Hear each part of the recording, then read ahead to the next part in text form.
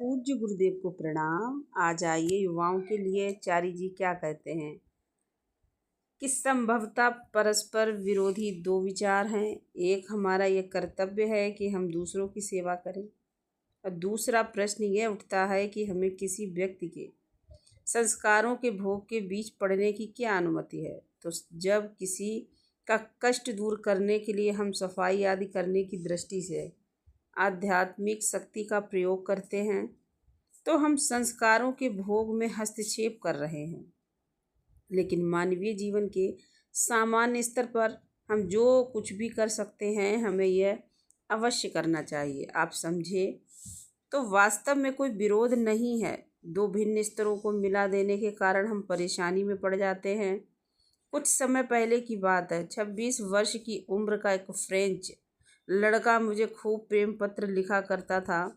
सचमुच प्रेम पत्र। मैं आपसे और केवल आपसे ही प्यार करता हूँ, आप मेरे प्राणाधार हैं, इत्यादि। यह सिलसिला करीब 1 साल तक चलता रहा। उस व्यर्थ की बकवास से मैं सचमुच परेशान ही हो गया था। एक दिन उसकी मुलाकात एक लड़की से हो गई। अगले दिन उसने पत्र लिखा, मालिक, मुझे आपका भेजा हुआ उपहार मिला। वास्तव में सतत स्मरण का क्या अर्थ है, अब मैं समझ पा रहा हूँ। अब मैं उसे भुला नहीं पा रहा हूँ और आपको याद नहीं कर पा रहा हूँ। अब ये स्मरण कैसे किया जाए?